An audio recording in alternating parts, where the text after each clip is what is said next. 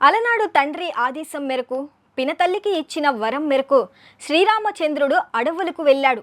ఆ విషయం తెలుసుకున్న భరతుడు ఆవేదనతో కృంగిపోయి నేరుగా శ్రీరాముని వద్దకు వచ్చి అతని పాదకులను తీసుకెళ్లి సింహాసనంపై పెట్టి పరిపాలన సాగించాడు. ఇప్పుడు ఢిల్లీ రాజకీయాల్లో ఇదే స్టోరీ కనపడుతుంది. హస్తినాలో ప్రజాస్వామ్యబద్ధంగా ఎన్నికైన ఆప్ ప్రభుత్వంపై కేసులు మోపబడింది. ఆ కేసుల నేపథ్యంలో అరవింద్ కేజ్రీవాల్ ముఖ్యమంత్రిగా ఉన్నా కూడా జైలుకు వెళ్లవలసిన పరిస్థితులు నెలకొన్నాయి. అలనాడు శ్రీరామచంద్రుడి వలనే అరవింద్ కేజ్రీవాల్ కూడా పాలనకు దూరమయ్యారు.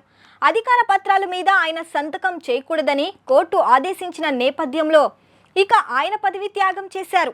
ఆ స్థానంలో కొత్త ముఖ్యమంత్రిగా అతిశిని నియమించారు. ఆమె ఇప్పుడు భరతుడి వలనే ఆ సీటును పక్కన పెట్టి మరొక సీటులో కూర్చొని పరిపాలన సాగిస్తున్నారు. అలనాడు శ్రీరామచంద్రుడు అనుభవించిన క్షోభను గుర్తు చేసుకుంటున్నారు.